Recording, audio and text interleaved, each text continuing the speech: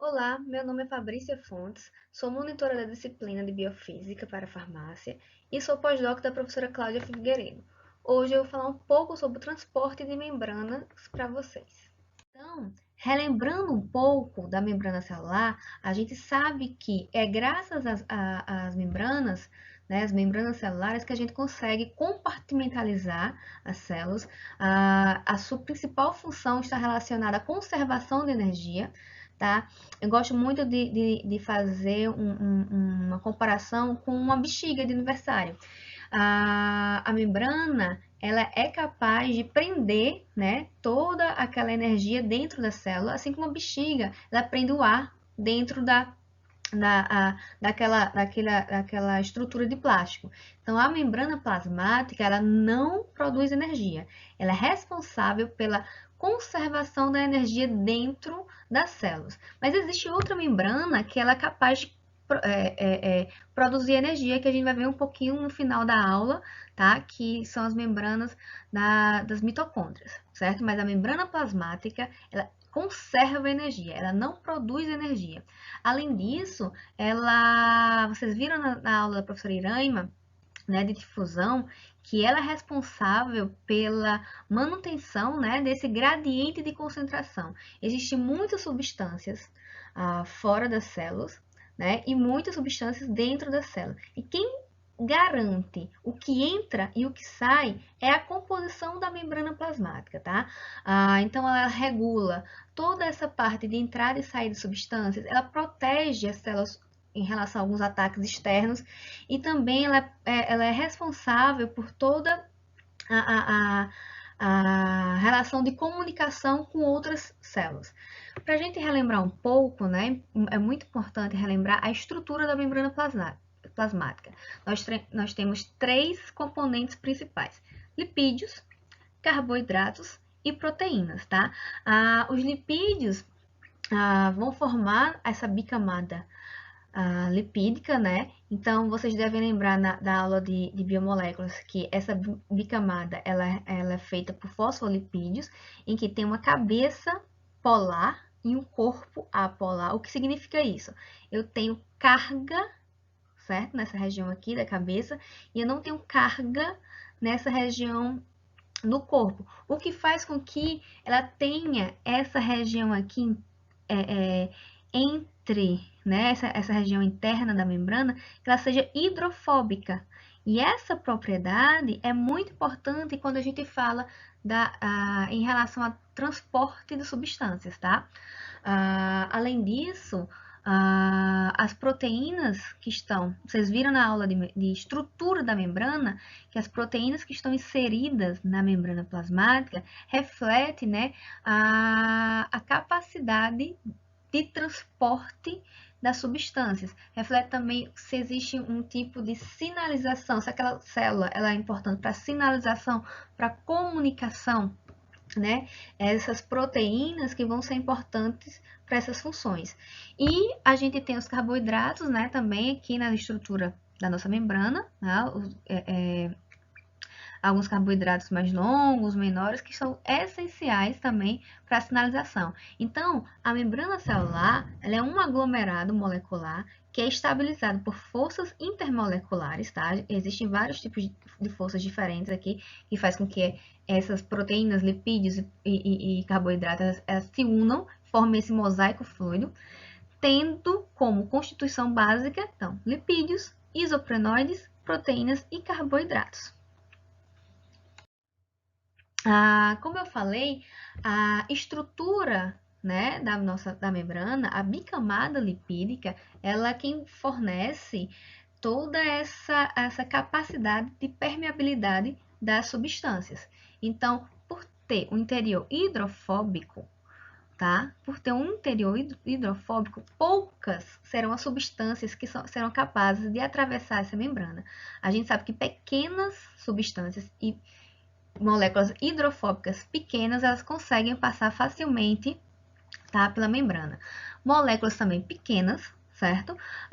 Mas que não são hidrofóbicas, elas conseguem passar pela membrana, só que vão precisar do auxílio de algumas proteínas. A gente vai ver um pouquinho na frente sobre essas proteínas que auxiliam esse transporte, né, nos processos de difusão. Mas tem proteína, tem substâncias que não conseguem passar pela membrana. São elas as substâncias grandes, né, moléculas grandes, moléculas polares e íons. Para essas, a gente vai precisar sempre o auxílio de uma proteína, né, para que haja essa passagem, tá? Seja dependente de energia, ok? Seja independente de energia. Nós vamos ver a diferença desses transportes. Mas, além disso, é essencial que vocês lembrem que tanto a composição da substância que vai atravessar aqui a membrana plasmática, como a composição da nossa membrana, ela é essencial para esse transporte. E existem 3 características principais quando a gente fala em permeabilidade, que seria o coeficiente de partição, né? É a razão óleo-água de cada substância. Como a gente tem uma membrana com a cauda uma cauda bem hidrofóbica, né? O interior bem hidrofóbico. Quanto maior é a razão óleo, mais fácil essa substância vai conseguir passar por essa membrana. Que a gente fala que ela é mais solúvel, ela tem uma maior facilidade de solubilidade pela membrana. Então, se ela tiver um coeficiente de partição alto. Quanto menor o raio, né, quanto menor o tamanho dessa substância, ela também tem uma maior facilidade de atravessar essa membrana. E quanto menor a espessura, né, da camada da bicamada lipídica, mais fácil essas substâncias conseguem atravessar a membrana plasmática. Então, não esqueçam, as substâncias que têm carga, substâncias grandes, íons, elas não são permeáveis à membrana plasmática. Elas precisam de algo para ajudá-las, tá? Além disso, então a gente acabou de ver que as substâncias apolares, elas têm essa maior facilidade de atravessar a membrana plasmática, né? Mas existe uma grande concentração de íons, de substâncias polares, seja carregadas negativamente ou seja carregadas positivamente, que são essenciais para a sobrevivência e funções celulares. E esse transporte entre meio extracelular e meio intracelular, que são muito importantes para as funções das células, elas vão acontecer com proteínas específicas, né? Vai acontecer por meio de mecanismos que a gente vai aprender melhor ao longo dessa aula. A gente vai ver como é esse transporte. Na aula de canais iônicos, vocês vão entender toda a parte fisicoquímica desse transporte. E na aula de bioeletricidade, vocês vão entender a fundo a importância desses íons dentro da célula. O que a gente precisa saber aqui é que existe sim vários íons, né? Tanto no meio extracelular quanto no meio intracelular. Esses íons têm cargas diferentes e concentrações diferentes, né? Concentrações diferentes em cada meio. E a gente precisa saber que a membrana plasmática, no seu interior, é geralmente negativo. Se geralmente é negativo, existe uma facilidade, né, da entrada de íons carregados positivamente dentro da célula, certo? Então, se o íon que vai ser transportado do meio extracelular para o meio intracelular é um íon carregado positivamente, como por exemplo o sódio, então ele tem essa facilidade em virtude desse gradiente eletroquímico, né? Essa diferença de gradiente eletroquímico. E o que seria esse gradiente eletroquímico? Lembrando da aula, mais uma vez, da aula de difusão, a gente sabe que você vai ter um transporte de acordo com o gradiente de concentração, sempre vai ter uma facilidade de um fluxo de onde é mais concentrado do menos concentrado. E existe também um gradiente elétrico. A diferença de carga, certo? ele também vai auxiliar nesse transporte. Então, por exemplo, como eu falei anteriormente, se o interior da membrana plasmática ela é mais negativo, né? Ela é geralmente mais negativo. Eu tenho uma facilidade de entrada de cargas positivas, né? E o gradiente eletroquímico nada mais é que é o gradiente de concentração e o gradiente elétrico, quando combinados, que originam essa força, né? E essa força líquida é denominada gradiente eletroquímico.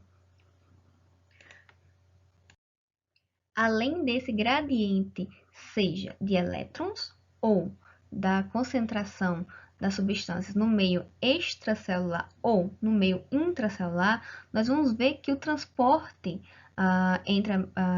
através da membrana ela vai depender de algumas propriedades, sejam relacionadas à substância, né, de hidrofobicidade, tamanho, que seja apolar ou desses facilitadores, né? Que nós vamos conhecer bem melhor agora, esses facilitadores que são proteínas que auxiliam neste transporte da substância do meio extracelular para o meio intracelular.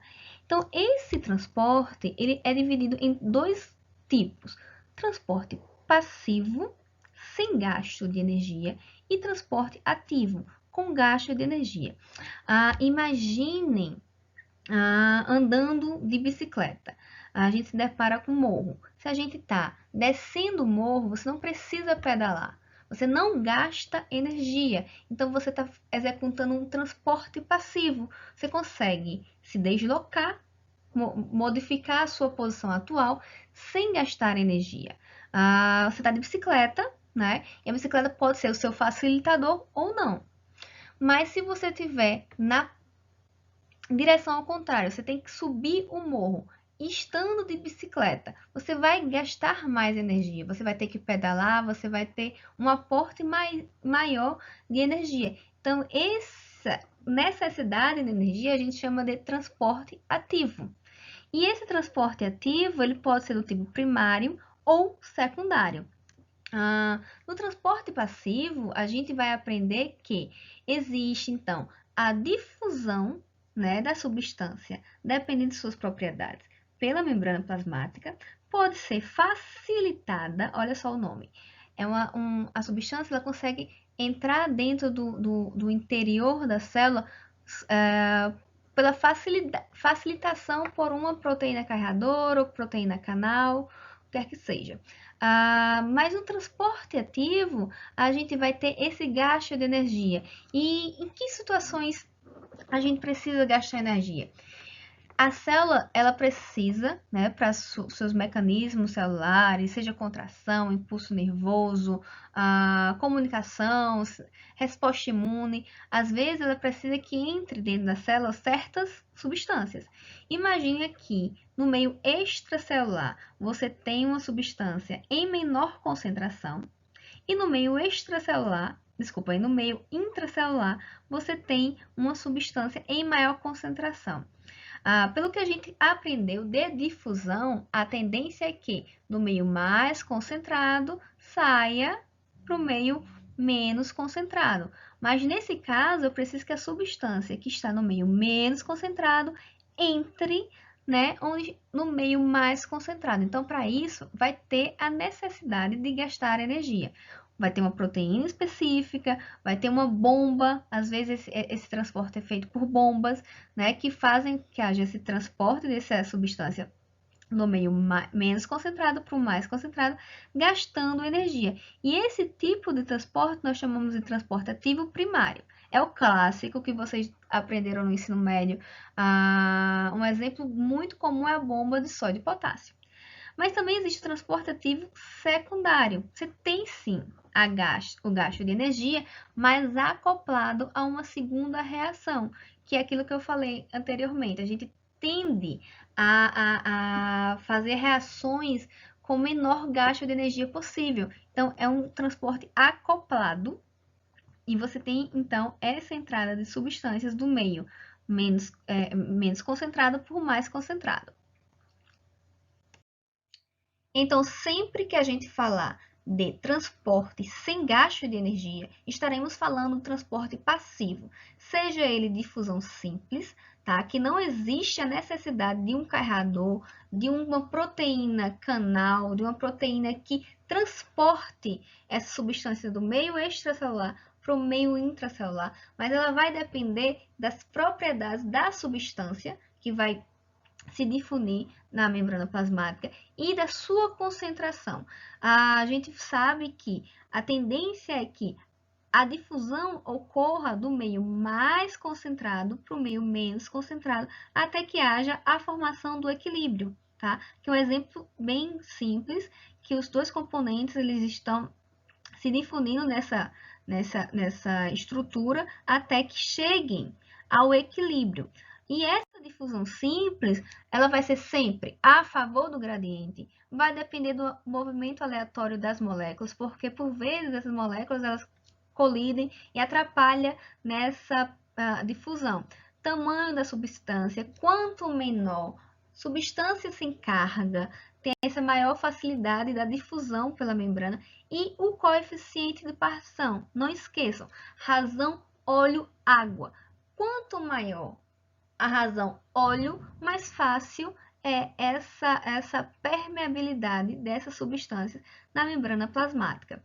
Já a difusão facilitada, ela também não tem gasto de energia, mas ela vai depender de proteínas carreadora ou do tipo canal. E é interessante notar que as proteínas carreadoras, elas não modificam o soluto, mas a gente vai observar que a estrutura dessas proteínas carreadoras ou transportadoras, elas se modificam. Você vai ver que elas se modificam para fazer com que haja esse transporte do meio extracelular para o meio intracelular ou ao contrário, a proteína se modifica. Ao passo que a proteína canal ou poro, ela pode, embora ela possa estar fechada, né? Mas eu não tenho essa modificação da estrutura proteica para que haja o fluxo, né, desses íons ou dessas moléculas específicas. Agora a gente vai ver um vídeo sobre difusão facilitada, narrada pela aluna Ingrid Del Castillo, e está disponível no YouTube. Quando regiões de alta e baixa concentração de soluto são separadas por uma membrana plasmática, dizemos que existe um gradiente de concentração entre as duas regiões. Se as moléculas de solutos são altamente carregadas, suas cargas podem impedi-las de cruzar a membrana por difusão simples. Isso também pode ocorrer se as moléculas forem muito grandes. Essas moléculas devem atravessar a membrana por difusão facilitada. Moléculas altamente carregadas requerem canais iônicos para facilitar a sua difusão, em um processo conhecido como difusão mediada por canal. Já as moléculas de porte grande requerem proteínas carreadoras para facilitar a sua difusão durante um processo conhecido como difusão mediada por carreadores. Durante a difusão mediada por um canal, os canais iônicos fornecem uma rota para que as moléculas de carga, como íons de sódio, se difundam através da membrana plasmática, baixando o gradiente de concentração daquela região. Esses canais iônicos são frequentemente muito seletivos, permitindo apenas a passagem de um único tipo de íon. Esses canais também podem ser fechados, permitindo que a difusão ocorra apenas quando o portão estiver aberto. Já na difusão facilitada mediada por proteínas carreadoras, as proteínas transportadoras fornecem uma rota para que as moléculas grandes, como a glicose, se difundam através da membrana plasmática, baixando o gradiente de concentração naquela região. Cada molécula de soluto primeiro se liga a uma proteína transportadora. A proteína transportadora então sofre uma mudança conformacional, que deposita a molécula de soluto no lado oposto da membrana. Como a difusão simples, ambos os processos de difusão facilitada não requerem ATP e continuarão até que haja uma concentração igual de soluto em ambos os lados da membrana.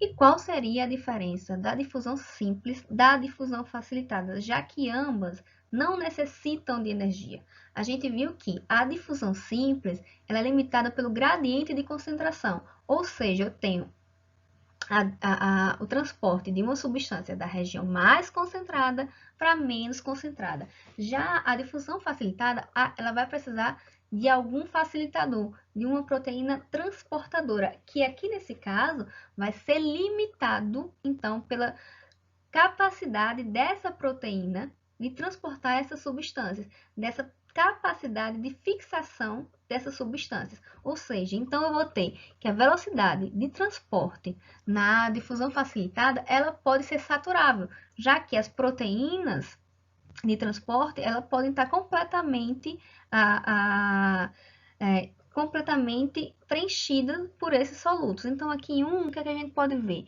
Em a gente vai ter baixos níveis de concentração do soluto, né?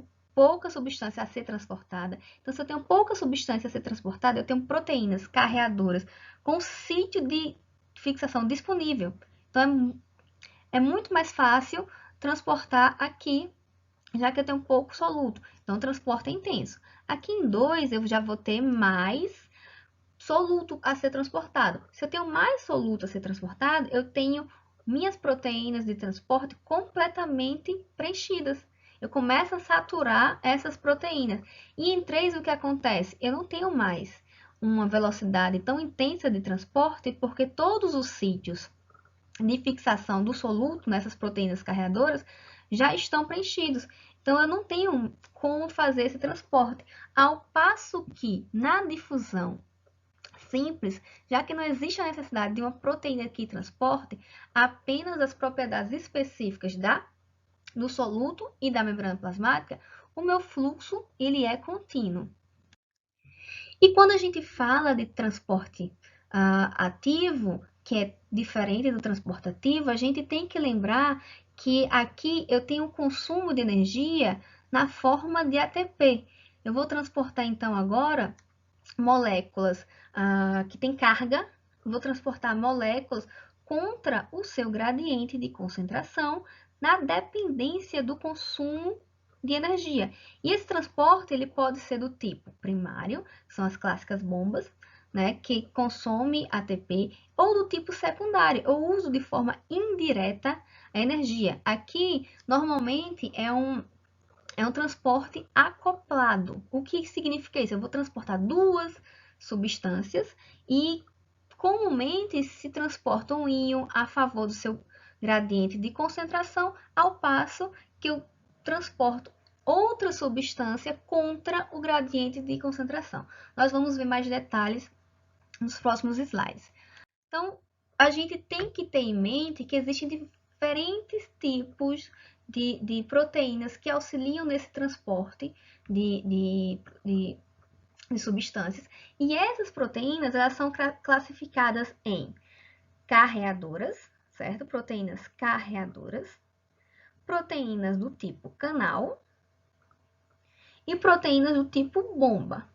Embora essas proteínas elas consigam transportar essas substâncias do meio extracelular para o meio intracelular, é importante se atentar que as proteínas carreadoras elas podem ser transportadoras de forma passiva, sem gasto de energia, e transportadoras no transporte ativo, com gasto de energia. Então, não se esqueçam que as proteínas carreadoras elas pertencem aos dois grupos, aos dois tipos de transporte. As proteínas carreadoras se ligam a substâncias específicas, então elas são seletivas, né, para transportar do meio extracelular para o meio intracelular. O soluto, ele não sofre nenhuma mudança, mas as proteínas, elas modificam sua estrutura. Existe uma série de modificações conformacionais para que haja esse transporte. Essas carreadoras podem ser do tipo unitransporte, quando transporta apenas um soluto, como, por exemplo, no transporte de glicose nas células hepáticas, existe um receptor específico, uma proteína carreadora específica para a glicose, e é dependente de um gradiente de concentração. Mas também existem proteínas carreadoras que transportam mais de um soluto. E esse transporte ele pode ser na mesma direção ou em direções opostas. Aqui, essas proteínas carreadoras fazem parte do transporte acoplado, que está relacionado com o transporte ativo secundário, onde existe o transporte de duas moléculas, mas para que haja a máxima economia de energia possível. Existe também a necessidade de entendermos que essas proteínas carreadoras só conseguem fazer esse tipo de transporte dependente de algumas propriedades, como, por exemplo, saturação, que nós vimos anteriormente. Então, cada soluto que se liga nesse sítio de fixação, né, ele só consegue ser transportado quando a proteína carreadora ela está ela está vazia. Então, essas proteínas podem ser saturáveis, né? Então, a velocidade de transporte na membrana por esse tipo de proteínas vai ser dependente da saturação das proteínas carreadoras. Elas são específicas, é isso que dá a propriedade de seletividade da membrana plasmática. Cada carreadora só reconhece um tipo específico de soluto, ou no caso aqui no transporte acoplado,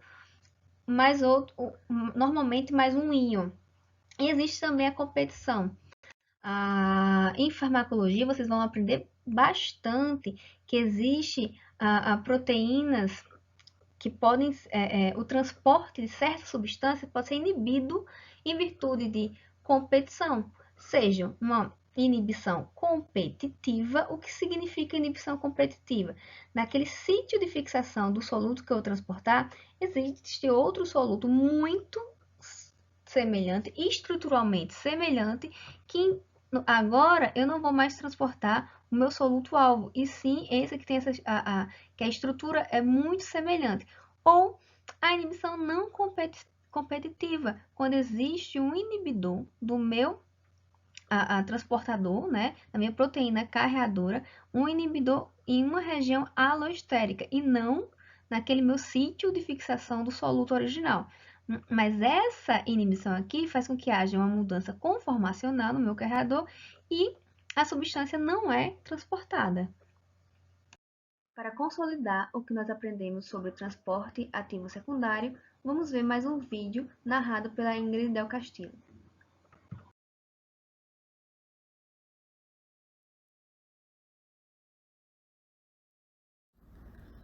A concentração de íons de sódio no fluido extracelular é geralmente maior do que no fluido intracelular. Isso é devido à ação da bomba de sódio-potássio. Portanto, há um forte gradiente de concentração de íons de sódio através da membrana plasmática. Por causa desses gradientes de concentração, os íons de sódio no fluido extracelular podem ser descritos como tendo energia potencial. Se houver uma rota para que os íons de sódio voltem através da membrana plasmática, essa energia potencial é convertida em energia cinética livre. Durante o transporte ativo secundário, algumas proteínas carreadoras chamadas antipórteres fornecem essa rota para os íons de sódio e, ao mesmo tempo, transportam outras substâncias na direção oposta. O nível de cálcio é geralmente mais alto fora da célula. O antipórter de sódio-cálcio usa a energia cinética dos íons de sódio que se movem para dentro da célula para transportar os íons de cálcio na direção oposta, contra o seu gradiente de concentração. Da mesma forma, os níveis de íons de hidrogênio podem ser elevados fora da célula. O antipórter de íon sódio-hidrogênio usa a energia cinética dos íons sódio que se movem para dentro da célula para transportar íons de hidrogênio para fora da célula contra o seu gradiente de concentração. Outras proteínas transportadoras chamadas sim-portadoras usam um mecanismo semelhante, mas transportam substâncias na mesma direção que o sódio. Os níveis de glicose podem ser maiores dentro da célula. Um sim-portador de sódio-glicose usa a mesma energia cinética dos íons de sódio que se movem para dentro da célula para transportar moléculas de glicose para a célula no mesmo momento, contra o seu gradiente de concentração. Os níveis de aminoácido também podem ser mais elevados dentro da célula. Um portador de sódio aminoácido usa a energia cinética do íon de sódio movendo-se para dentro da célula para transportar aminoácidos para dentro da célula ao mesmo tempo, contra o seu gradiente de concentração. Todos esses mecanismos são tipos de transporte ativos secundários, pois depende de gradientes iônicos de íons de sódio estabelecidos pelo transporte ativo primário. Existem vários exemplos de transporte acoplado. Um bem interessante é a da glicose na mucosa intestinal. Lá vai ser contra o gradiente de concentração, então vai ter a necessidade do gasto de energia, diferente do que é o transporte da glicose para os hepatócitos, que vai ser a favor do gradiente de concentração, então lá é transporte passivo. Aqui são outros exemplos de transporte acoplado na formação do suco gástrico, no epitélio do estômago, por exemplo, na célula muscular cardíaca, troca gasosa no sangue, formação da urina, formação do osso. E as proteínas canais? Vocês vão ter uma aula específica, mas como o próprio nome já diz, a proteína canal, ela forma esse canal na membrana, né? Na membrana plasmática, ou poro hidrofílico, tem uma maior afinidade por água. Esses canais possibilitam a passagem de um grande número de íons e funcionam como um sistema de portões semiabertos. Abrem-se em função de estímulos apropriados ou, por exemplo, diferença de potencial de membrana. Então, eles também podem ser regulados, né? Aqui como, por exemplo, podem ser regulados por hormônios, neurotransmissores, segundo mensageiros, fosforilação. Esses canais, eles não estão necessariamente abertos. Eles têm que ter esse estímulo específico para que haja passagem da substância. Então, como eu falei anteriormente, esses canais eles podem estar fechados, então não existe passagem de nenhuma substância ou íon, ou podem estar abertos. E para que eles se abram, é necessário que exista um estímulo apropriado, uma tensão mecânica, um ligante que faz com que esse canal se abra.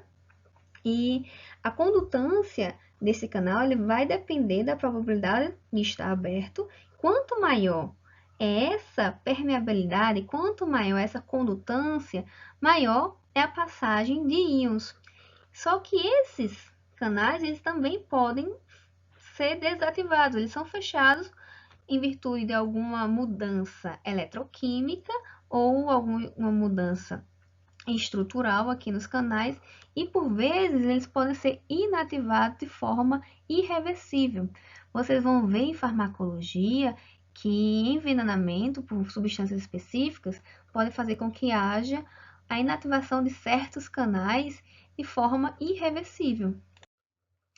Ainda falando na importância do estudo dos canais iônicos, vocês vão ver nas próximas aulas de bioeletricidade que o impulso nervoso faz com que a dupla camada lipídica, né, ele atue como um capacitor, mantendo essa geração constante de carga elétrica.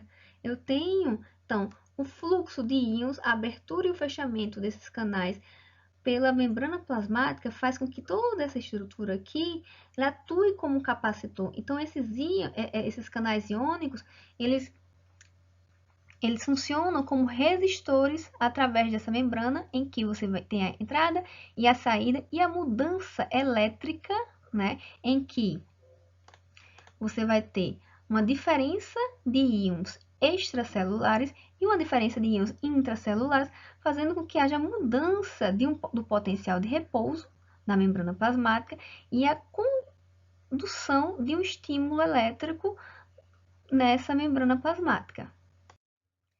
Então, só para ilustrar, nós vamos ver aqui o que acontece nessa transmissão do impulso elétrico é um fluxo de íons, né? Uma diferença no fluxo dos íons da membrana externa, do lado interno para o lado externo da membrana, mudando então o potencial de repouso, mudando essa capacidade elétrica da célula.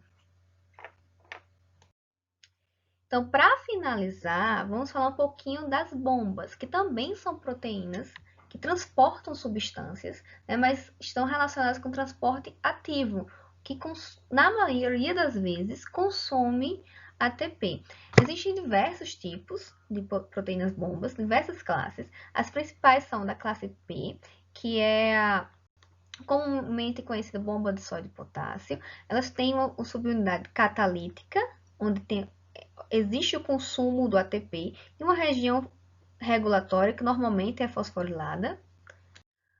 As bombas do tipo F são bombas que produzem ATP. São bombas normalmente encontradas em membrana da mitocôndria. Nós vamos ver agora no final da aula que as membranas também podem produzir energia, mas membranas específicas. Então, a membrana mitocondrial, por ter esse tipo de bomba, ela é capaz de sintetizar ATP. E existem os transportadores do tipo ABC. Esses transportadores, vocês vão estudar bastante também em farmacologia. O que eles fazem? Normalmente, uma substância, ela entra dentro da célula e esse transportador ele é conhecido como bomba de efluxo. Ela retira essa substância do meio intracelular e joga para o meio extracelular. Vocês vão estudar em farmacologia muitos mecanismos de resistência a drogas utilizando esse tipo de transportador. A droga, ela entra, né, o princípio ativo, ela consegue entrar facilmente dentro da célula, mas esse tipo de transportador, ele é capaz de retirar uma boa parte dessa substância de dentro do meio intracelular. Nós falamos no início da aula e em outras aulas que a membrana plasmática ela não é capaz de produzir energia, porque ela não tem um sistema específico para isso. Diferente da membrana plasmática, a membrana mitocondrial, que também é uma bicamada lipídica, que tem proteínas transportadoras específicas, ela vai ter todo um mecanismo de produção de ATP. Então, vai existir aqui um fluxo, né? Essas proteínas criam um fluxo de transporte de elétron e uma mudança do gradiente de concentração faz proporcionar essa produção, né, de ATP, utilizando uma bomba específica, uma bomba de síntese de ATP.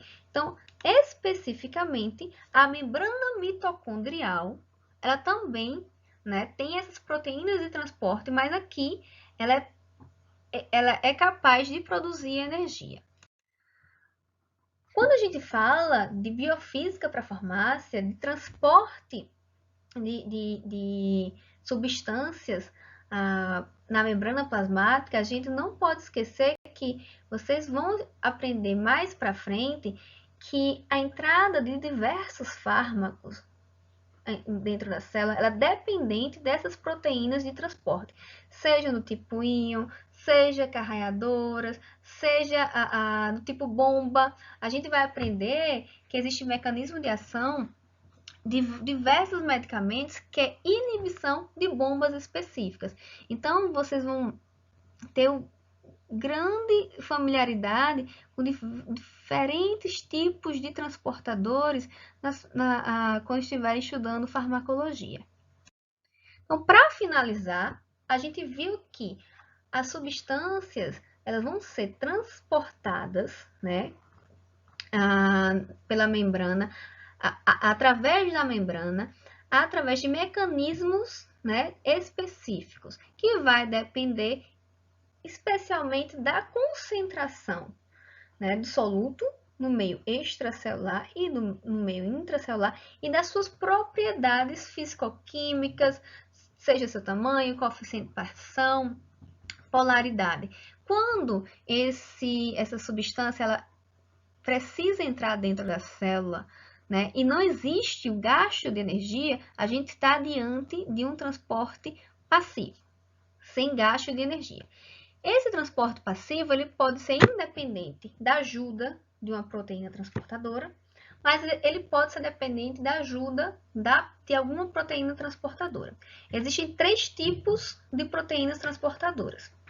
As proteínas canais, né, que a gente viu aqui, são proteínas que vão fazer com que haja entrada ou a saída de íons, ou de água, por exemplo, existe uma proteína chamada aquaporina, que é muito estudada no transporte de água. Existem as proteínas carreadoras. A proteína carreadora, ela vai sofrer uma mudança conformacional para que aconteça a entrada da substância dentro da célula. E existe também as bombas. As bombas, como a gente viu nessa aula, as bombas são do transporte ativo. Elas vão necessariamente consumir energia. Né? O transporte ativo e o consumo de energia. Tem várias classes de bomba. E a gente não pode esquecer que as proteínas carreadoras, elas também podem consumir energia, também podem ser do transporte ativo, mas do tipo secundário, porque para que exista o consumo mínimo de energia, acontece um transporte acoplado, que ele vai fazer com que haja o transporte de duas substâncias, uma contra o seu gradiente de concentração e outra a favor do gradiente de concentração. Esse transporte, ele pode ser do tipo simporte, mesma direção, ou antiporte, direções contrárias. Então, essas foram as fontes que nós utilizamos para desenvolver essa aula. Vocês também têm disponível alguns vídeos complementares que nós colocamos no roteiro. Qualquer dúvida, vocês entrem em contato pelo AVA ou no dia referente ao nosso encontro presencial. Obrigada e fiquem bem.